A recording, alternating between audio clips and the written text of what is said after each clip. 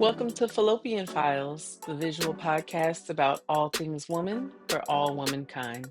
I'm your host, Christian C. Thank you for joining me today. I am not in the studio, I am at home, but I wanted to give you guys an update on basically where I am a little bit in my fertility journey. It's been a little while since I've updated you all on what's happening. And then also just kind of wanted to have like a little bit of a chat with you about some experiences I had recently with trying to find new providers, basically. So I guess to start with the update. So I have paused a little bit on my fertility, on how basically how aggressive I am right now with fertility treatments. That is because for two reasons. One, definitely it is expensive, and making sure that I have all that I need set up financially for the next steps were very important for me. So I felt like it was best if I took a little bit of a break.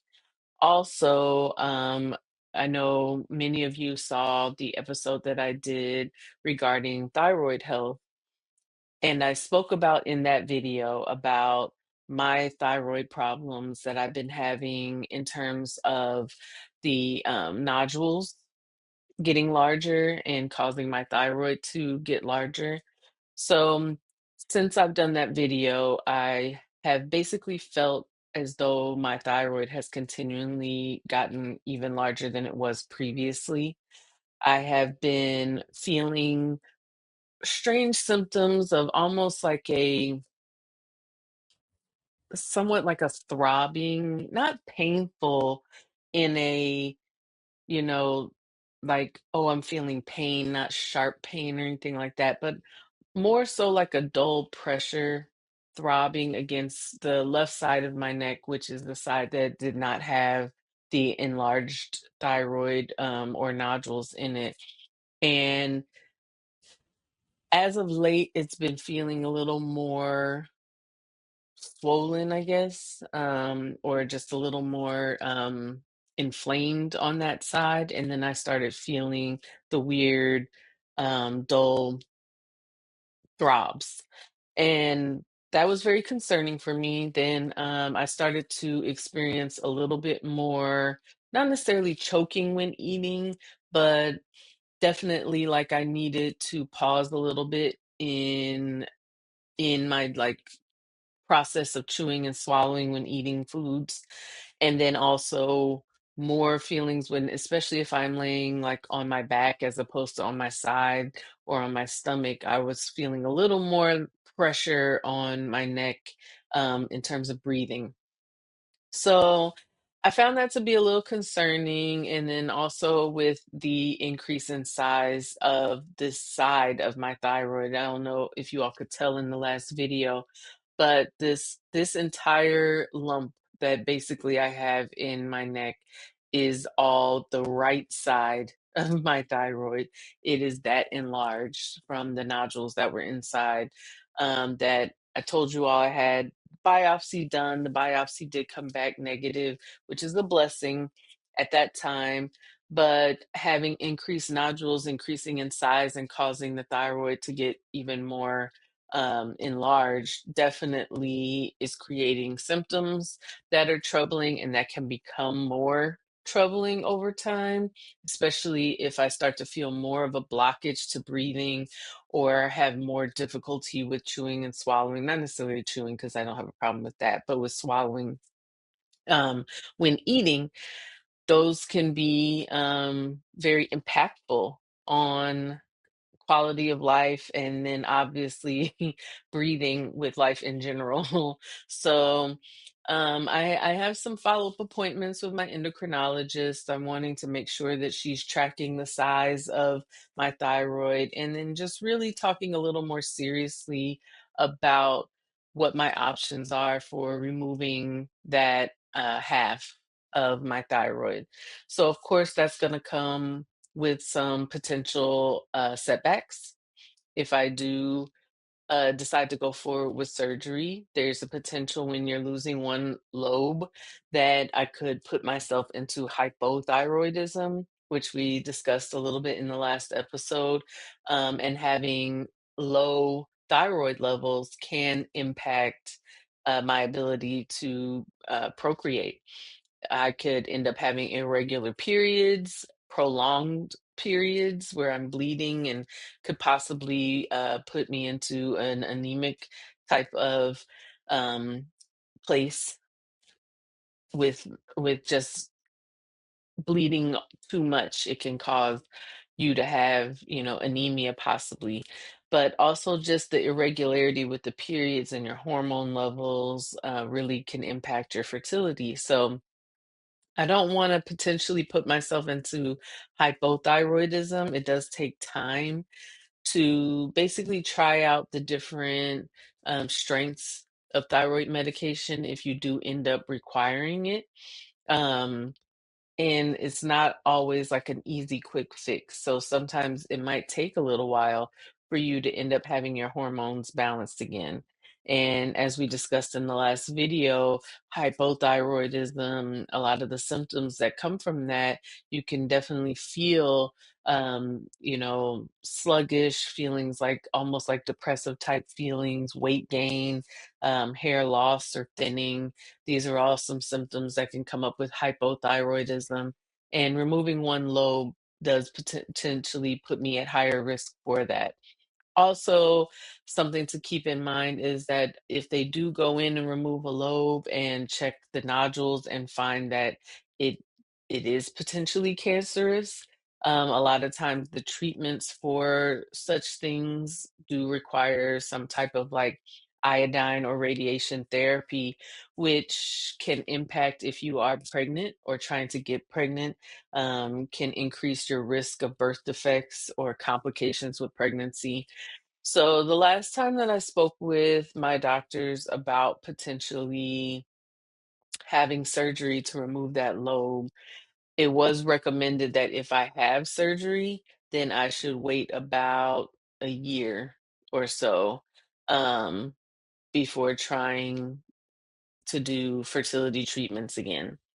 Um, so that was something that really kind of took me aback, you know. Um, I'm already 41. I know I've spoken about that several times in our previous episodes, just kind of giving you guys my age update. But I am 41. I will be 42 in January. Aquarius, Aquarius. Um, but I don't know that I have all these years to just give to wait, to wait, to wait. So I'm kind of in a place right now where I really need to make some solid decisions very quickly. Am I going to, move forward on potentially having surgery to relieve myself of the symptoms I'm having right now with the enlarged thyroid? As I told you guys before, my hormone levels, my thyroid levels are not abnormal. They are actually within normal range. So I'm not hormonally needing to remove it. It really is more so symptomatic in terms of the size of the thyroid and the symptoms it's causing. So I don't feel a large push to have surgery right away, but I do feel like I need to have the surgery to remove the lobe. It is getting large. I do need to make a decision. Um, So I don't I'm kind of at a crossroads, I'm not sure. Like I said, I have follow-up appointments with that doctor, with my endocrinologist. I'm gonna speak to her very candidly about my desires for, having a family, and really um, where should my priorities be? Should they be in treating the thyroid and making sure that it's good to go? Or should I just go ahead and go full steam ahead with the fertility treatments because I'm not getting any younger? And if I do want to use my own eggs, um, then I really kind of need to hop on it. So That's kind of where I am, where I have been in regards to the fertility journey. And then also, I'm gonna be very honest with you. I do go back and forth at times with the idea of doing this alone. It is scary. It is very scary. I get emotional thinking about it. I'm trying really hard not to get emotional right now. Um, it's a choice. um, I don't know that I would end up in a relationship where I would have a partner who would be open and willing to having a family anytime soon. I think it would be very unrealistic to say, "Oh, let me go out and date and meet somebody, and then we can move forward with having a baby." I mean, how long does it take to actually know someone really well and know if you're gonna make it in a relationship, and then have the pressure of saying, "Oh, guess what? My clock is past ticking. It is it is in the final countdown, and I need to have a baby ASAP. So let's get in this relationship and have a baby." That is not fair. That's not fair at all. Um, I wouldn't want to put somebody in that type of position where they feel like they would have to make such a very large decision right away. Um, and I wouldn't want to put that type of pressure on a brand new relationship to say that, let's have a baby right now. Um, So I do feel a little bit of that, you know, tug at my heartstrings of saying I'm gonna do this process by myself, and I said I was going to, and I was really adamant in that, um, that my desire to be a mother is greater than my desire to be anything else relationally with another person. Um, But it does suck. I see friends who are married or partnered and, are having babies right now, some with the help of fertility, others without. Um, and just seeing the joy, the beauty that is there, within their family, within their relationship of bringing this new life into the world, even though it's stressful, even though it is tiresome, exhausting, is very rewarding, and seeing their joy and their happiness in this moment as a family is so beautiful. And, I would be lying if I said that's not something that I want and hope to have eventually, but I just don't have time is not on my side in that way.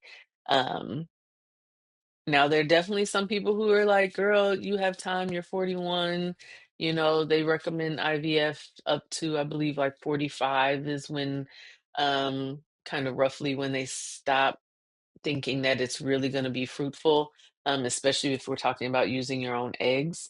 Um, so I know that I kind of have time, but realistically, I don't have that much time, with how many rounds a lot of people my age have to do in order to get viable, embryo and then have them take and implant successfully and actually be able to carry a pregnancy to term.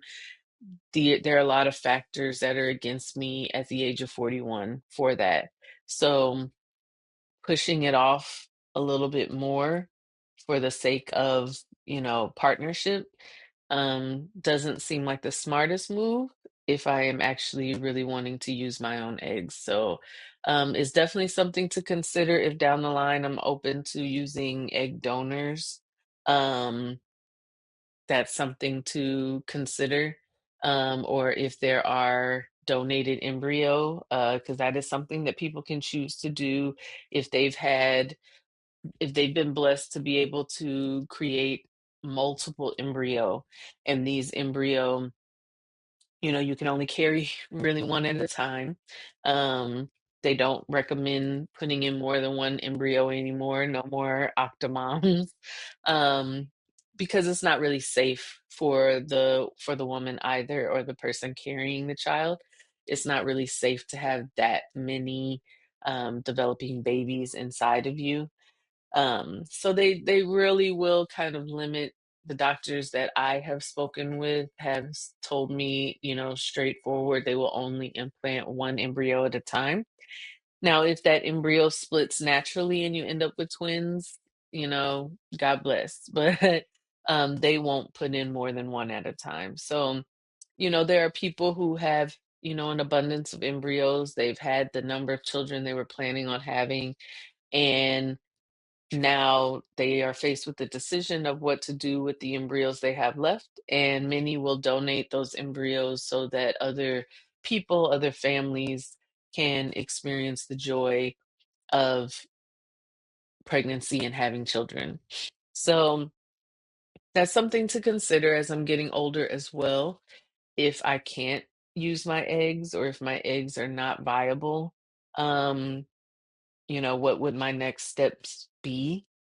I have started thinking about that as well. Um, do I want to adopt or not? Would I, be open to that, to fostering a child? Right now, my work schedule, my actual work schedule is kind of crazy. Um, I enjoy being able to take care of people and healing, and I enjoy the work that I do with women and helping to move forward women's health. Um, but I would definitely need to make some solid lifestyle changes in terms of work if I were to go down the path of adoption, really even going down the path of, IVF and getting pregnant. I really do need to revamp my work-life balance, because I definitely right now am more work than life, which I'm blessed to have, because there are a lot of people right now, especially Black women, who are either unemployed or underemployed. The fact that I have 2 jobs and am moving forward with this beautiful passion project of mine that is the Fallopian Files, it takes up a lot of time and a lot of energy, and burnout is real, and burnout can affect all of it.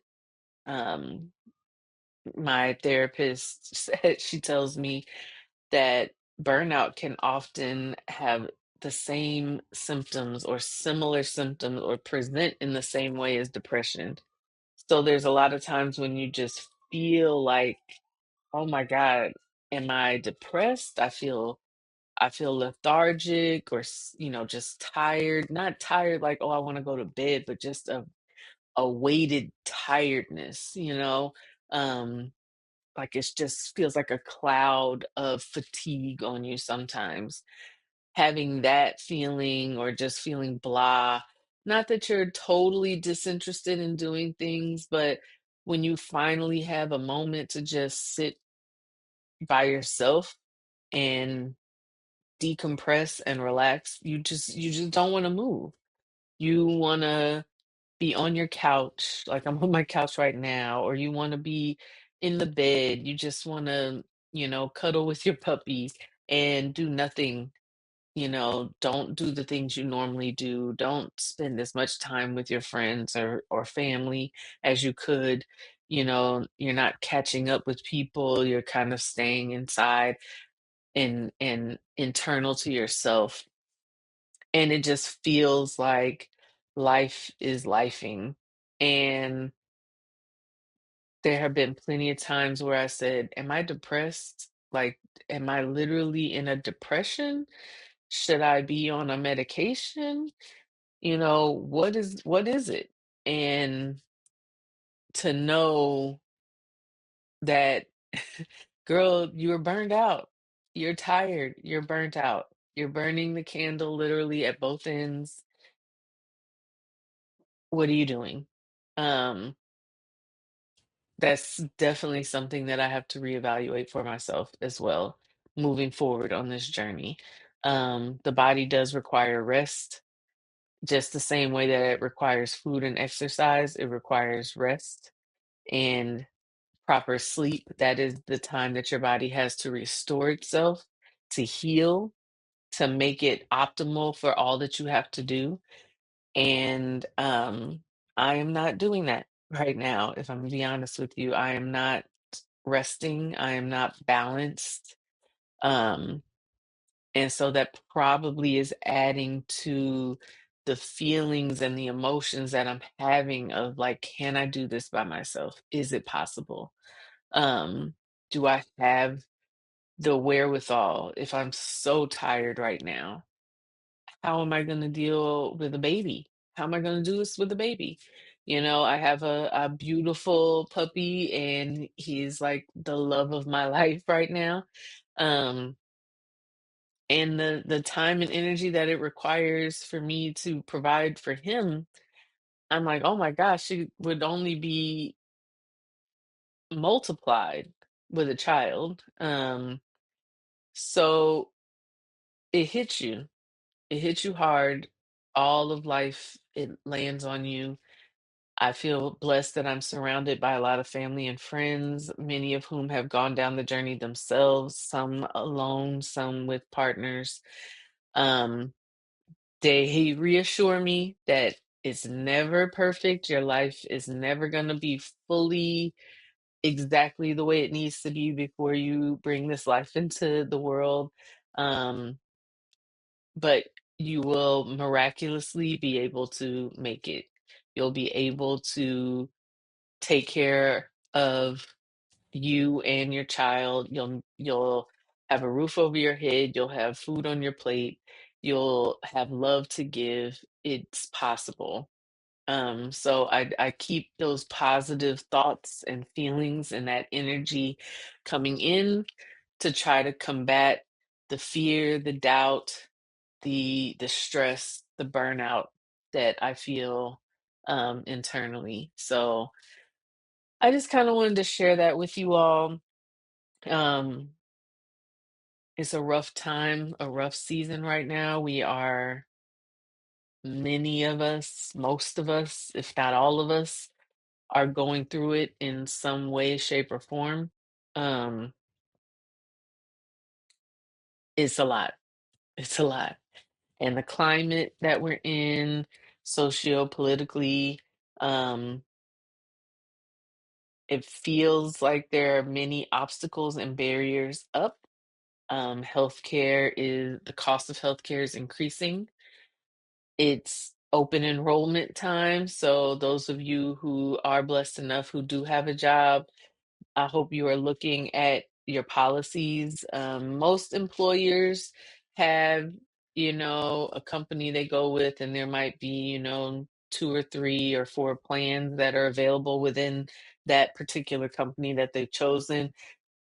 Take the time to read the changes that are coming up. Look at yourself. What types of doctor's appointments are you going to? Do you see specialists? Are you planning on doing fertility? Do have you needed surgery? Are you on chronic medications? Really take the time in this moment. Most of us have until early December or late November to make these decisions. Really take some time to look through, what did you spend on healthcare last year? What are the costs of your medications? Do you have medications that are generic, or do you have a lot of medications that are name brand and there is no generic option for them yet? Look at all of that, because that should impact the type of insurance that plan that you choose with your employer. Um, I am a federal employee. I am lucky in the fact that we have many options for insurance. We don't have one company that the government offers us for insurance. There are many companies, and each company offers 4 to 5 plans.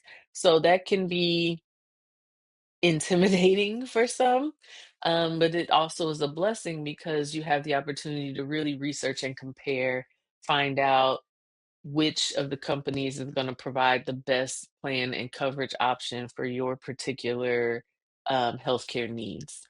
So I've been in the process of reviewing my plan, the company that I chose, and the plans that they offer. I've noticed that all of the companies, we had a fair at work the other day where the companies came to show the changes coming up for this for 2026, and the plan premium costs are increasing. That means more money is coming out of your paycheck, even though the company is providing some assistance and coverage in that, the cost is going up and the cost of the services are going up. So that's that can be overwhelming when you have a job and you're blessed enough that your job is providing insurance.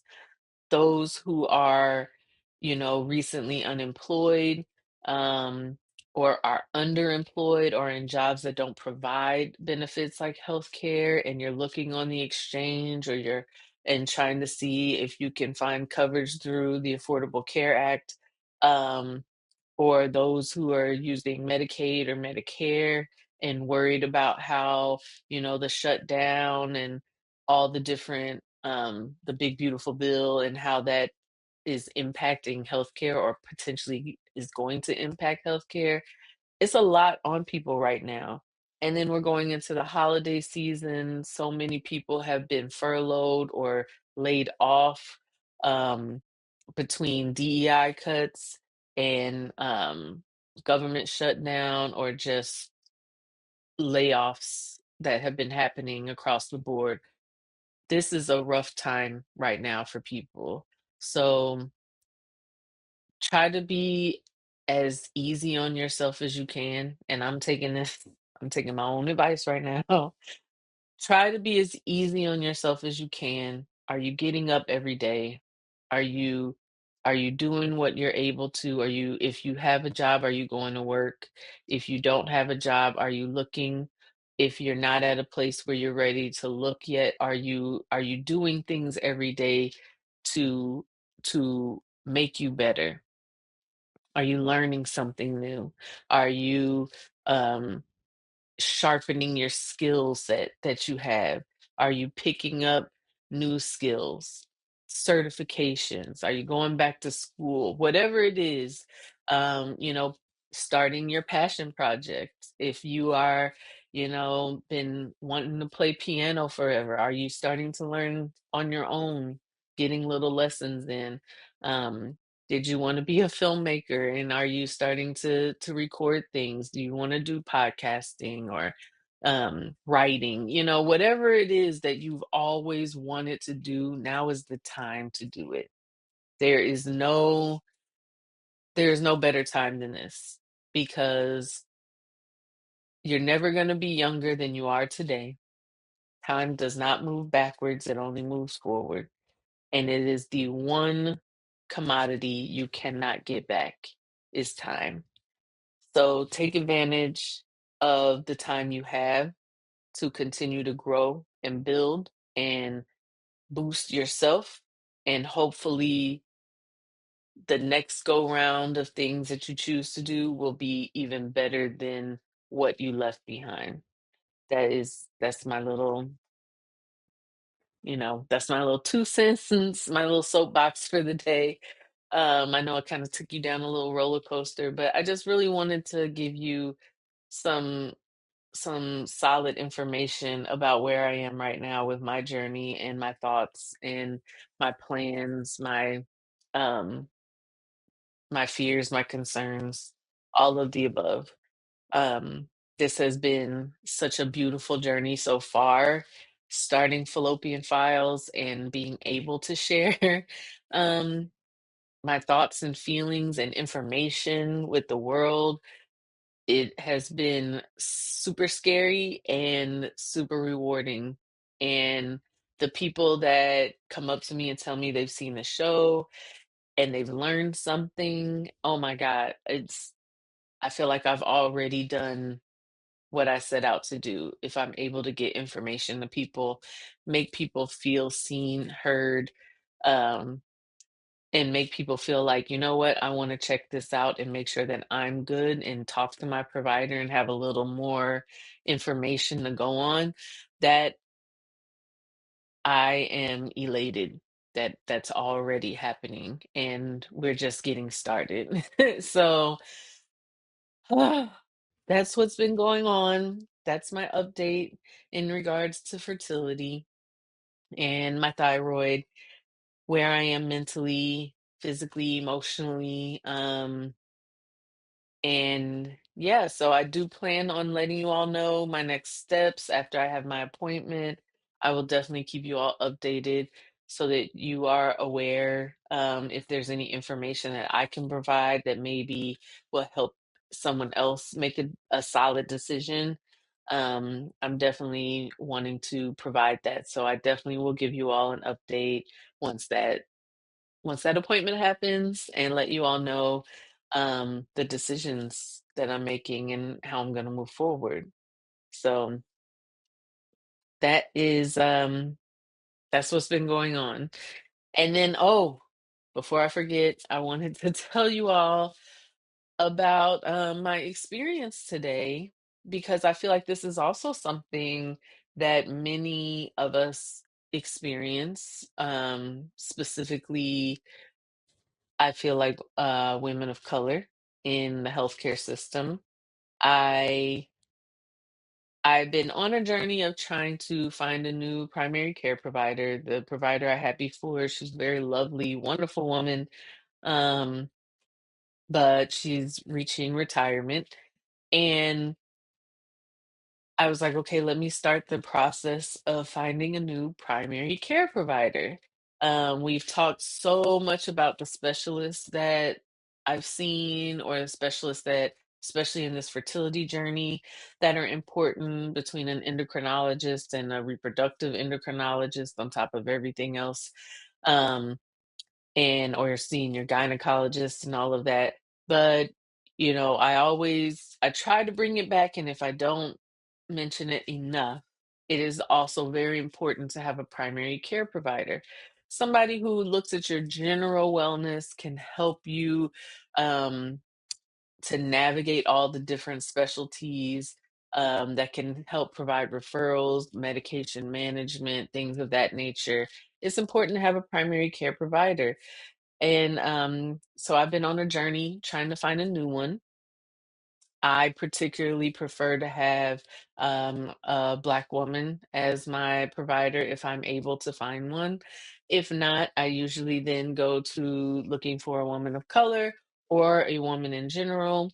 If I can, I do find in my own personal experience that representation does matter. I feel as though my experience with Black women providers as a Black woman have been a little more open. I feel heard, listened to. I feel like all of my concerns are taken into account, and there's more of an understanding when there is um, slight pause or, a little skepticism here and there. I know I'm a medical professional, but even I sometimes feel a little skeptical about the healthcare system, um, and whether or not it has my best interests at heart. So, with that being said, um, I decided I would try to find a provider within the big hospital system that I'm using for fertility and endocrinology. Figured it might be easier to have everything all within the same system, even though, um, the charting systems, Epic and MyChart, tend to have different hospital organizations that all use it and that you can send information between each group.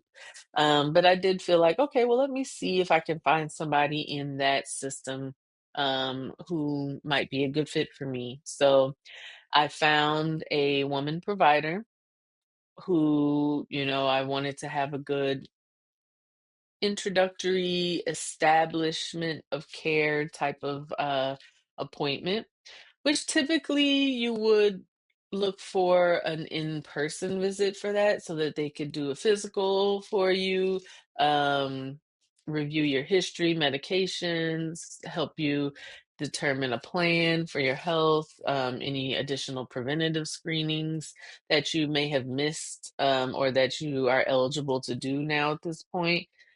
Um, that's typically what you think of. But when I went on the app to schedule, as a new patient, they offered the VVC, or the video visit. Um, the scheduler called to confirm that appointment, let me know that for insurance purposes, they usually don't accept a reason for a visit as just establishing care. It's usually the insurance wants you to have a problem, which to me is wild. If I am trying to get a primary care provider, um, eventually, I should just have wellness exams. I shouldn't necessarily have to go to the doctor only when I'm having a problem.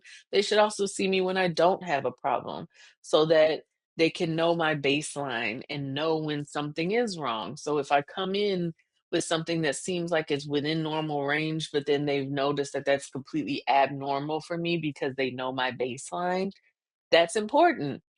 That's already like so the insurance needs me to have a problem to see the doctor? Okay. Um, so we just, came up with like a general issue that we could, discuss some medication management, referrals to specialists that I already have. I wanted to let her know about, so she could help me keep all of that in check. And so I was preparing for my appointment today, and I had my appointment this afternoon, or late morning. Um, and it was just a very dismissive, almost not fully nasty, but very dismissive interaction that I had with that provider. Um, I understand because I do video visits with patients as a lactation consultant. I am I like to let them know if I'm not looking directly at the camera, it's because I'm taking notes. Other providers that I've had video visits with, they will inform you, listen, there's going to be times I'm not looking at the camera. It's because I'm taking notes or updating the record as we speak, just so that I can make sure I have orders and things of that nature. She was not looking at the camera, so she was not looking at me. She did not acknowledge or tell me why she wasn't looking at me. She was clearly working from home, which is not a problem. I think that if you're doing video visits, it's perfectly fine for a provider to be in their home and do that. Um, but to just be so into your computer as opposed to looking and actually seeing me as your new patient who's supposed to be coming on, was kind of that turned me off a little bit. Then basically her introductory was, so what do you want, essentially? I was like, well, I'm here to establish care. Basically kind of brushed that off. Well, it says you have XYZ problems. And I was like, well, when I made the appointment, it was to establish care. They told me I needed to have a problem to see you. So we discussed some things that I'm already, you know, seeing providers for, but I wanted to let she cut me off. Cut me off. Well, do you need this then? Or do you need that then? I'm like, well, okay, let me stop then. And I did my pause. Fine.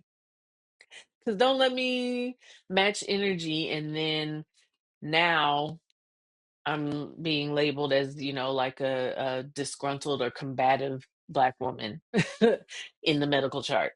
So I'm like, let me take a breath. Um, Let me reiterate again. I'm here basically to establish care. And I understand that. I understand that. I understand that. But do you have this? Do you have that? It says this. It says that. Okay. So I took a pause. I said, How about you tell me how you normally do this? You have a new patient. What's your normal process? Because in my experience, typically, if I am establishing care with a new provider, they want to know my medical history, surgical history, family history, background, what do I have any medical conditions I'm currently being treated for? What have the treatments been? Am I seeing specialists? All of that. What's my goal? What do I want to do for my health? That's the type of interaction I'm typically used to having. So how about you let me know how you normally do this for your patients when you see them? And basically she was just like, well, I would do all of that, but that's like an in-person visit. This is video. So I can't, I'm not going to order any additional labs. I'm not going to, recommend any additional screenings until I've done a physical on you and a wellness exam. I'm like, okay, well, that's what I wanted, but I was offered this video visit as a new patient. So what do you want me to do? Um, so it was just very, I don't know. I don't know if that sounds as off-putting as it felt. It definitely felt very dismissive. She was talking over me. She was talking very quickly. I could tell she just wanted to be done. I'm sure for that hospital system, she probably has these metrics that she has to meet. A video visit, they probably want them to keep them between 15 and 20 minutes. I'm not gonna lie. That's not what you need for a new patient that you've never met before. You know nothing about them other than what they've possibly answered in a questionnaire. And if they happen to see other providers within your system, then you might see other notes in their history and their background like that. But you're not going to just know that off top. So you can't expect to have a 15-minute video visit with someone who's establishing care with you. So basically we ended the call. She put in a couple orders for me for some preventative things like mammogram, like I'm due for my mammogram. So she put an order in for that. I have dense breasts, so she put in for the ultrasound. Um, but she was like, make an appointment to come in person and we'll do the wellness. I'm not going. Nope. Mm-mm. Because if that is the feeling you give me over video, it's not gonna be better in person. It's not. It's not. And the way that I can tell you were trying to rush me through, you weren't really listening, you were very dismissive. And even when we had a discussion about my endocrinologist and some diagnoses that I had and different ways that we had gone through with trying to work on that, she, I guess, was in disagreement with that and basically let me know that had it been her, she would have chosen something else. But my endocrinologist and I had a conversation. She's understood my wishes of where I want to go with my health and the types of treatments that I wanted to try first, before just throwing medication at everything. Um, and we worked up a plan to have a follow-up and see if those things that I'm working on, if those made a difference. And if not, then we'll try some of the different treatments that she had. But she listened to me. She understood my concerns. She understood my goals for my health and what I want to try to do, and she's giving me the opportunity to do that. That is a working relationship where I can feel like I'm also leading my health and have a say in my health and how I choose to treat. And this provider basically let me know that that would not have been her decision. She would have moved forward with, medication, regardless of if I wanted to try anything else holistically or, non-medication wise before getting there.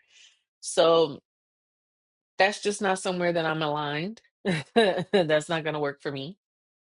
I am very big on communicating with my patients in a way that we both feel like um, we are heard and that the information is given. If any of my patients were to ever say they wanted to try something that I knew was going to be harmful for them, then of course I would be adamant in explaining, you know, where I think that could possibly cause a problem. But at the end of the day, I understand that people who are adults in the United States of America currently, as of right now, you have the ability to have a say in what you want done to your body or not done to your body in terms of your health care.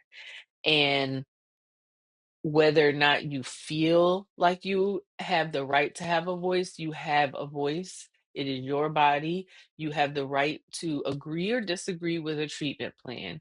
And if you don't agree with the provider and you feel like that provider is not hearing you or taking into account all of you in your totality when making decisions and recommendations, then you are well within your right to find another provider, to get a second opinion and make an informed decision after hearing uh, multiple uh, multiple opinions.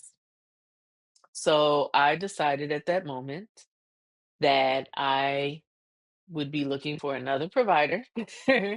So I found another woman, a Black woman in the same system, who apparently is very popular because the scheduler let me know that she is booked well out into July. And luckily, I'm not in a place where my health is crazy or up and down. It is fairly steady. I have some things that need to be, taken care of, but that's why I have the specialists like the endocrinologist and the reproductive endocrinologist that I work with. So I don't have anything pressing that is not being addressed. So as a primary care provider, I am um, lucky enough that I can wait until July when this provider is free. I'm also on the wait list, so don't be afraid if you do have a provider that you want to see and or even your provider that you're already seeing, if they're booked out, don't ever be afraid to be added to a wait list to say, let me know if an appointment gets canceled and a slot opens up sooner, please let me know because I want a sooner date. Like, don't ever be afraid to ask for that. So I am on the wait list for her to move up if she does have an opening. But as of right now, I'm scheduled for July to see this other provider who is the Black woman and who seems to be very popular and offers not just her didactic medication medical knowledge, but she also apparently is an acupuncturist. So what that tells me is at least she's open to alternative forms of healing for her patients. So that sounds a little bit more aligned with myself and how I view my health and healthcare in general. So I'm hopeful that once I have that appointment and meet that provider, that I might feel a little more heard, like a little more a part of my own health and healthcare decisions and don't feel as dismissed as I have felt today. So I just wanted to share that to let I know many, many, many of you probably have had very similar experiences with medical professionals speaking over you, speaking down to you, dismissing you, ignoring your concerns, making decisions not as a team, but as a dictatorship, and oftentimes making you feel less than. And as a medical professional, it hurts my heart that there are so many out there that do that because we are here to bring care to people, to bring healing to people, and that is not the way that you do it at all. So I just want to acknowledge that even as a medical professional, even as a nurse, even as a lactation consultant, um, even I experience that in the healthcare setting. And I know the healthcare system well enough to be able to navigate it. I know the lingo, I know the words to use, I know who to speak to or not speak to, and I still run into these obstacles. So it just makes me feel like what any like a family member who's not a medical person, who is sitting in these very rooms, in these settings like this, and they're being talked to that way or dismissed in that manner, and you feel very alone and you feel like I don't understand what's happening. That's that's not a good feeling. And we're talking about health and bringing your health to its optimal place. Like, this is what drives people away from the healthcare system and makes people want to seek alternatives when there's so much that can be done. There is so much good in healthcare. To have these types of interactions and this type of feeling is it breaks my heart. It really does. As a healer, it breaks my heart. So I just wanted to share that you're not alone. Um, but keep advocating for yourself, speaking up for yourself. And if you feel unheard, unsafe, um, to leave, seek another provider, because there are plenty of providers out there who do care, who do listen, who do want you as a teammate in your own health, and you deserve that type of care. So if you're not receiving that now, I don't care if they are super specialized, there are lots of specialists out there. Um,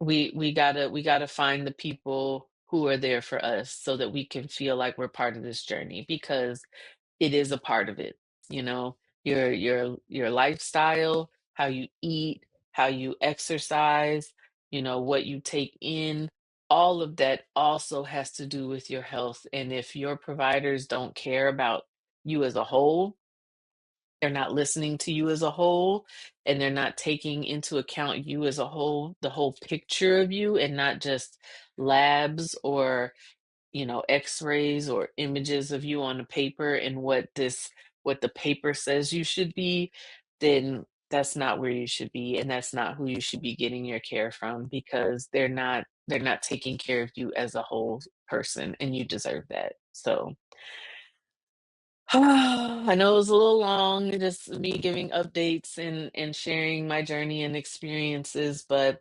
I just want you to know I'm navigating this with you. And for those of you who are on the fertility journey or just on your healthcare journey in general, I would love to hear from you in the comments. I'm going to be doing some videos where I am able to respond to some of the comments and actually engage with you all and have some conversation. That's something that I really want to do, so I'm working on that. Um, but the discussion in the comments, I love. On social media, you can find me at Fallopian Files um, on oh my goodness, I have just lost all of everything. What are the things? Oh, I'm at Fallopian Files on TikTok. I am at Fallopian Files on Instagram and on Twitter, and Facebook. So you can find me on all of those platforms. So please follow, like, subscribe. Hopefully, you are following me on YouTube. You subscribed, you have your notifications on so that you can get notified when I upload new episodes. And you're commenting and having the discussions as a group. I really am hoping to build a community where we are able to share our experiences, our journeys, and can expound on the topics that I bring up. What I give is just the surface, it's just the beginning. There's so much more, and all of our experiences help each other. They help us to learn, to grow, and to heal. And that's what I'm hoping for in this Fallopian Files community. So keep loving on each other, keep loving on yourself. And like I said, like, subscribe, follow, and I'll see you all next time.